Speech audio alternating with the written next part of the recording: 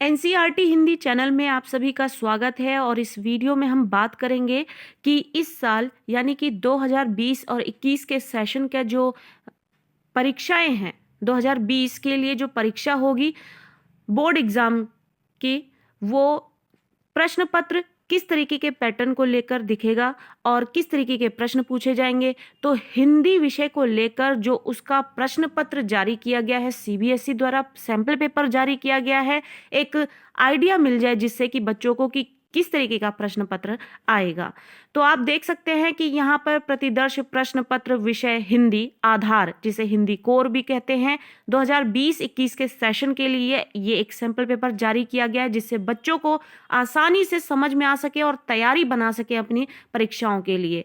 इस विषय का विषय कोड है 302, कक्षा 12वीं के लिए है, 3 घंटे का पेपर है और अधिकतम अंक 80 नंबर का पेपर है। और इससे संबंधित प्रश्न पत्र से संबंधित कुछ निर्देश दिए गए कि इस प्रश्न पत्र में 2 खंड हैं, खंड आ और बा। वो खंड आ जो है उसमें वस्तुपरक यानी ऑब्जेक्टिव क्वेश्चंस मिलेंगे और खंड बा में हमें वर्णनात्मक जो डिटेल में आंसर लिखने होते हैं उससे संबंधित क्वेश्चन मिलेंगे। खंड आ में कुल 6 प्रश्न पूछे गए हैं, उन प्रश्नों के वैकल्पिक प्रश्न भी सम्मिलित हैं। दिए गए निर्देशों का पालन करते हुए प्रश्नों के उत्तर देने होंगे। और खंड बा में हमें कुल 8 प्रश्न मिलेंगे जो कि वैकल्पिक प्रश्न भी जिसमें सम्मिलित हैं। दिए गए निर्देशों का पालन करते हुए हमें प्रश्नों का उत्तर देना है। अब यहाँ पर हम देखेंगे खंड आ, वस्तुपरक प्रश्न जो हैं, वस्तुपरक यानी जो ऑब्जेक्टिव वाले क्वेश्चन हैं, यानी जहाँ हमें गद्यांश और पद्यांश देखने को मिलते हैं, वो यहाँ पर हम इस भाग में देखेंगे। खंड आ में जहां पर अपठित गद्यांश मिला है, प्रश्न नंबर 1 में हमें एक अपठित गद्यांश मिलेगा। 10 नंबर का ये क्वेश्चन होगा। 10 गुणा 1 लिखने का मतलब ये है कि 10 क्वेश्चन होंगे, 10 क्वेश्चन एक नंबर के होंगे और ये 10 नंबर का क्वेश्चन होगा जहां पर आप बड़ी आसानी से 10 नंबर ले सकते हैं। उसके बाद प्रश्न 1 में आप देख सकते हैं किस तरीके से यहाँ पर एक प्रश्न जो है एक नंबर के यहाँ पर दिए हुए हैं और पूरे आप देख सकते हैं यहाँ पर 10 क्वेश्चन यहाँ पर आपको देखने को मिलेंगे। पूरे 10 क्वेश्चन है और सभी 1 नंबर के थे। तो पहला प्रश्न जो है वो अपठित गद्यांश से संबंधित मिला है यहाँ पे हमें देखने को। और अब आप देखेंगे यहाँ पर अथवा देखने को मिल रहा है। अथवा यानी आपको अपठित गद्यांश में भी ऑप्शन मिल रहे हैं कि या तो आप ये गद्यांश कर लें या तो फिर ये गद्यांश कर लें। यहाँ पर अथवा मिला है आपको, जहाँ पर आप आसानी से आपको जो इजी लगे वो गद्यांश पढ़ें, उसको आसानी से समझ जो आ रहा है आप उस गद्यांश को चुनें और उसी गद्यांश को और उससे संबंधित प्रश्नों को करने की कोशिश करें जिससे कि आपके पूरे 10 नंबर आपके हाथों में हों। और अथवा में आपको यहाँ पे दूसरा गद्यांश मिलता है, इसमें भी आपको पूरे 10 प्रश्न मिलेंगे, पूरे एक नंबर के मिलेंगे, उनको बड़ी आसानी से आप करें। फिर यहाँ पर हम देखेंगे कि दूसरा प्रश्न नंबर 2 आ गया। प्रश्न नंबर 2 जहाँ पर हमें पद्यांश देखने को मिल रहा है और ये पद्यांश जो है हमें 5 नंबर का क्वेश्चन होगा ये, जहां पर 5 क्वेश्चन होंगे और एक नंबर के जो वो क्वेश्चन होंगे जहां पर आप 5 नंबर बड़ी आसानी से ले सकते हैं। तो प्रश्न नंबर 2 में हमको एक पद्यांश मिलेगा और पद्यांश जो है 5 क्वेश्चन लिए हुए होगा और 5 क्वेश्चन एक नंबर के होंगे। तो यहाँ पर प्रश्न नंबर 1 में हमें अथवा में ऑप्शन के साथ गद्यांश मिलेंगे, अपठित गद्यांश। प्रश्न नंबर 2 में हमने देखा कि एक पद्यांश है। आगे बढ़ते हैं। आप देख सकते हैं कि यहाँ पर 5 प्रश्न हैं, एक नंबर के हैं। ये 5 प्रश्न हैं। आसानी से कविता को पढ़ें और उसको समझने की कोशिश करें और उसके बाद इन 5 प्रश्नों को आप देख सकते हैं। देखिए यहाँ पर अभी हमने जब पिछली वीडियो में बात की थी कि व्याकरण से संबंधित क्या पाठ्यक्रम है, बच्चों को अभी तक समझ नहीं आया, वो वीडियो भी आप जाकर देख सकते हैं। आपको आसानी से सारी चीज़ें समझ में आ जाएंगी कि आपको व्याकरण के लिए कौन सी तैयारी करनी है, क्योंकि बच्चे बहुत परेशान हैं इस बात को लेकर कि व्याकरण से संबंधित क्या पाठ्यक्रम है और वो अभी तक क्लियर नहीं हुआ है। तो वहाँ पर हमने बताया था कि प्रश्न नंबर 7 और 8 जो है वो चाहे हिंदी इलेक्टिव वाले हों चाहे हिंदी कोर वाले हों, प्रश्न नंबर 7 में आपको एक निबंध मिलेगा यानी रचनात्मक लेख मिलेगा और प्रश्न नंबर 8 में एक प्रश्न प्रश्न में आपको पत्र लिखने को मिलेगा। बाकी आपको प्रश्न पत्र में कहीं भी कोई भी व्याकरण से संबंधित कोई प्रश्न नहीं मिलेगा। ये व्याकरण से संबंधित प्रश्नों में हमें जो गद्यांश और पद्यांश मिल रहे हैं उसमें ही शायद आपसे कुछ ना कुछ एक दो क्वेश्चन जरूर पूछे जा सकते हैं, जो कि स्पेशल तैयारी जिसके लिए बिल्कुल डिमांड नहीं करती है, क्योंकि आप 12वीं कक्षा के एग्जाम देने जा रहे हैं। आपको बहुत सारे व्याकरण की जानकारी बड़े ही आराम से होनी ही चाहिए, और अगर नहीं है तो आप तैयारी कर सकते हैं। आपको बड़ी आसानी से कोई अलंकार पूछा जा सकता है, रस पूछा जा सकता है, संज्ञा पूछे जा सकते हैं, कारक पूछे जा सकते हैं, संधि पूछी जाए, कोई भी क्वेश्चन आपको दिया जा सकता है यहाँ पर, क्योंकि ये 12वीं कक्षा का प्रश्न पत्र है और उसी हिसाब से आपकी तैयारी भी होनी चाहिए। तो यहाँ पर आप देख सकते हैं कि प्रश्न नंबर 3 में यहाँ पर पूछा गया है अलंकारों से संबंधित प्रश्न, जो कि हमें यहाँ पर पद्यांश में मिला है। प्रश्न नंबर 2 जहाँ पर पद्यांश दिए गए हैं और 5 नंबर के 5 क्वेश्चन दिए जाएंगे। यहाँ पर एक एक नंबर के 5 क्वेश्चन दिए जाएंगे, 5 नंबर का पद्यांश हमें देखने को मिल रहा है। अब आप देख सकते हैं यहाँ पर हमें अथवा मिल रहा है, यानी कि पद्यांश में भी हमको ऑप्शन मिला है। प्रश्न नंबर 2 जो कि पद्यांश लेकर आएगा, ऑप्शन के साथ मिला है कि दोनों में से किसी एक कविता को पढ़े। आपको जो कविता आसान लगती है, आसानी से समझ में आ रही है, जिसके प्रश्न आप आसानी से कर सकते हैं, उसको समझें और उसी प्रश्न को करें, क्योंकि पद्यांश जो है 5 नंबर लिए हुए हैं। एक एक नंबर के 5 क्वेश्चन आएंगे और पांचों क्वेश्चन आप आसानी से करें और 5 नंबर आप अपने हाथ में ले सकते हैं। और ध्यान रहे कि यहाँ पर गद्यांश और पद्यांश में आपको व्याकरण से संबंधित प्रश्न मिल सकते हैं, इसके लिए कोई मनाही नहीं है। आप देख सकते हैं कि यहाँ पर ये 5 क्वेश्चन है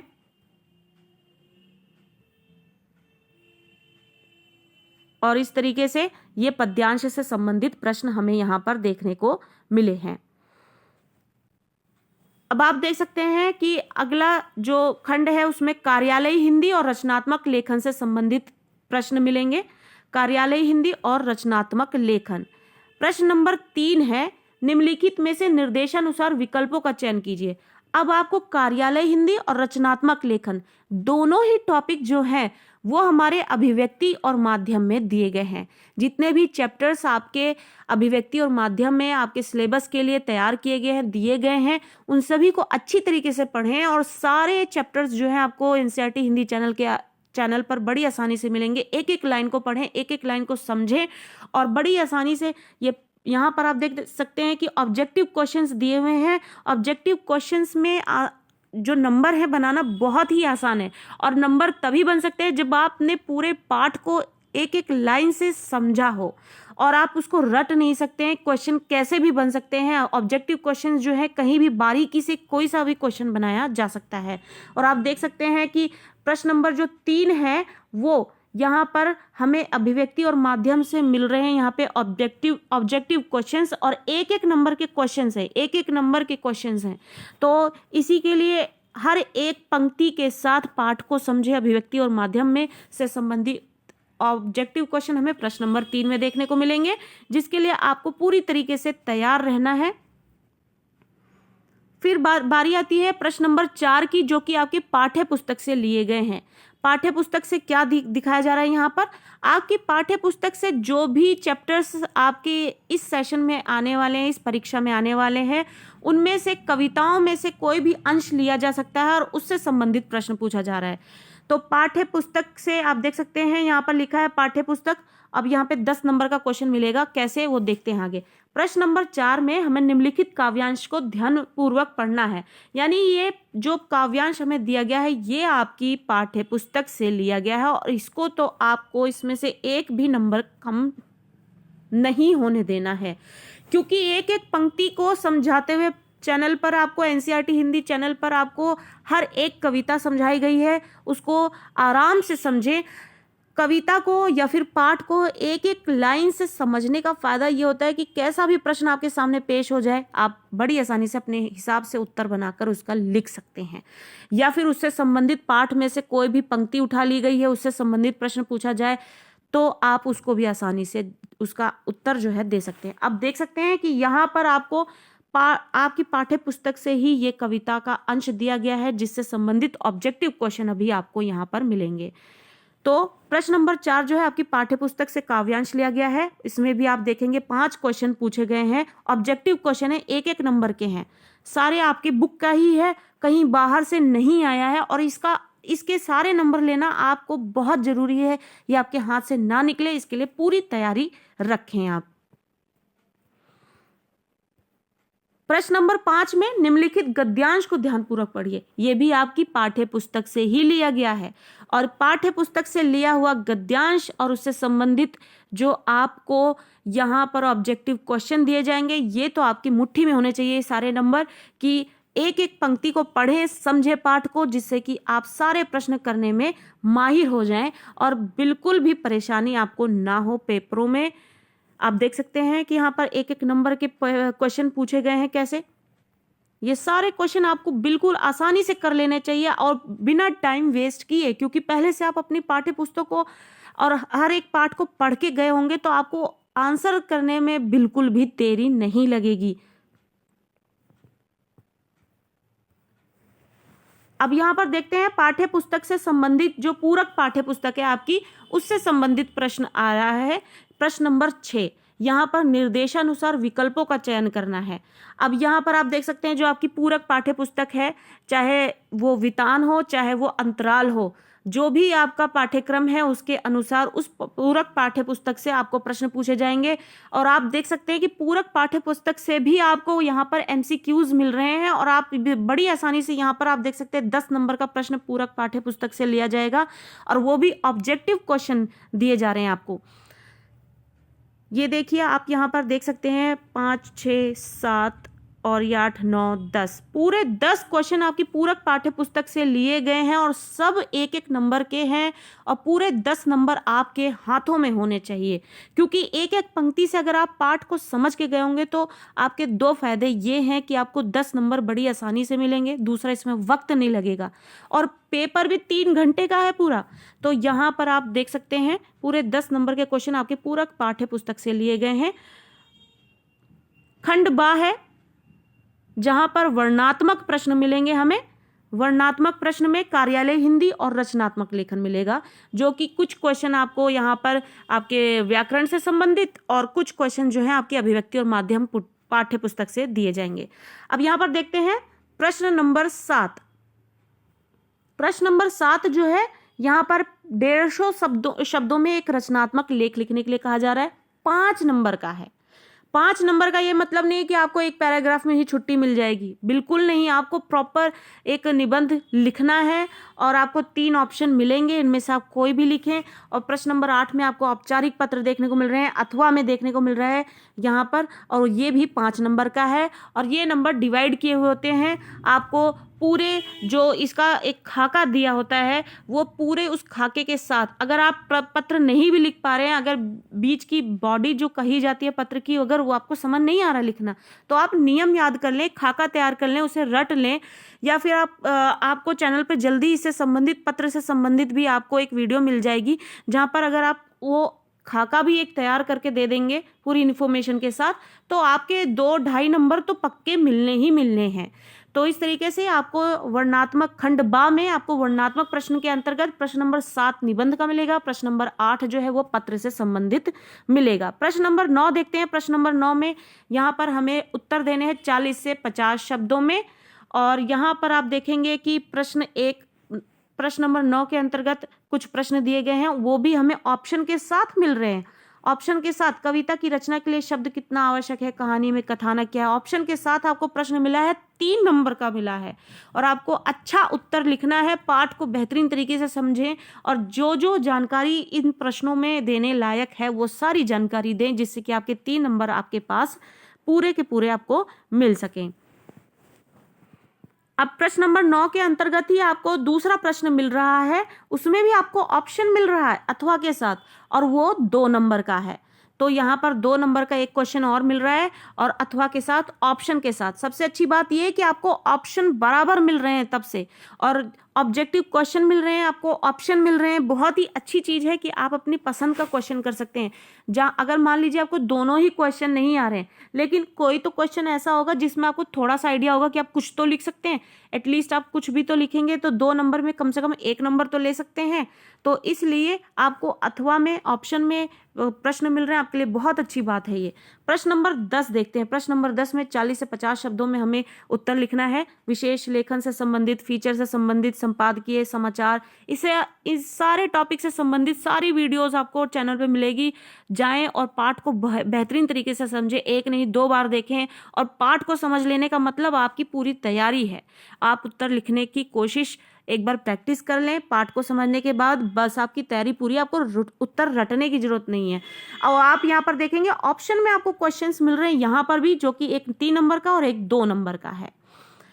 पाठ्य पुस्तक से संबंधित अब यहाँ पे प्रश्न देखने को मिलेगा, जो कि प्रश्न नंबर 11 है। इसमें से आपको 3 प्रश्न मिलेंगे और जो कि 2 प्रश्न करने हैं। प्रश्नों को बहुत अच्छी तरीके से समझ लें। कई बार बच्चे जल्दी जल्दी में, क्योंकि लैंग्वेज का पेपर है तो बच्चों के पास टाइम नहीं होता, फिर वो जल्दी जल्दी में बहुत कुछ मिस कर देते हैं, नहीं देख पाते। 50 से 60 शब्दों में उत्तर लिखना है। 2 प्रश्नों को ही उत्तर देने हैं हमें और 3 प्रश्न दिए हैं, यानी आप 3 में से आपको 2 करने हैं। आपकी चॉइस है आप कौन सा करना चाहें। वो 2 क्वेश्चंस उठाएं और उनको करना शुरू करें। दोनों क्वेश्चन 3-3 नंबर के हमें मिलेंगे। हम तीनों में से कोई भी 2 क्वेश्चन करेंगे, वो 3-3 नंबर के क्वेश्चन होंगे। आगे देखते हैं प्रश्न नंबर 12। प्रश्न नंबर 12 जो है, 2 प्रश्नों के उत्तर देने हमें 30 से 40 शब्दों में देने हैं। और यहां पर आप देखेंगे कि 3 क्वेश्चन दिए, हमें 3 क्वेश्चन दिए हैं और 3 में से हमें यहां पर भी 2 ही क्वेश्चन करने हैं। आप देख सकते हैं यहाँ पर भी भाव सौंदर्य बताने वाला क्वेश्चन यहाँ पर भी दे दिया गया है। 2-2 नंबर के ये क्वेश्चन हैं।